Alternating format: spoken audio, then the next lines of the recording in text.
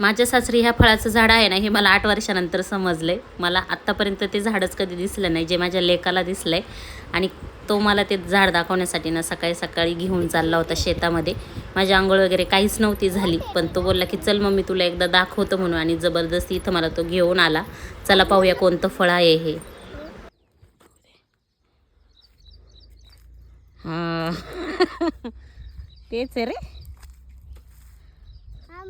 मगाशी ते बंद करायला आम्ही इथून चढलो होतो ना, मला दिसलं. काल मी वरदला ना मोबाईलमध्ये बोखूरचं झाड दाखवलं होतं. त्याला म्हटलं की असं असतंय. त्याने आज इथं आमच्या शेताच्या कडेला ते झाड बघितलं आणि मला ना तो घेऊन आला इथं. मला त्याने आंघोळ पण नाही करून दिली. म्हटलं तेच झाड आहे, चल तुला दाखवतो. आणि खरंच तेच झाड आहे.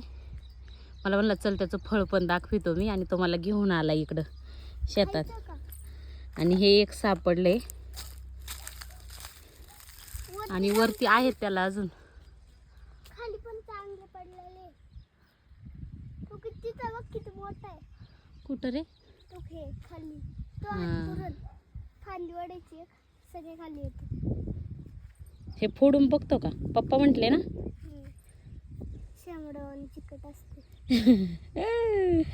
तर हे जे बोखर असतंय ना, तर हे ना खूप चिकट असतंय, पण ना हे खात्यात हे खायला खूप चांगलं असतं शरीरासाठी. आणि हे बघा, हे असं निघले. खायचं का तुला बरं? मला हे खायचे पिकले. आणि ना हे ना एकदम असं गिळगिळीत असते.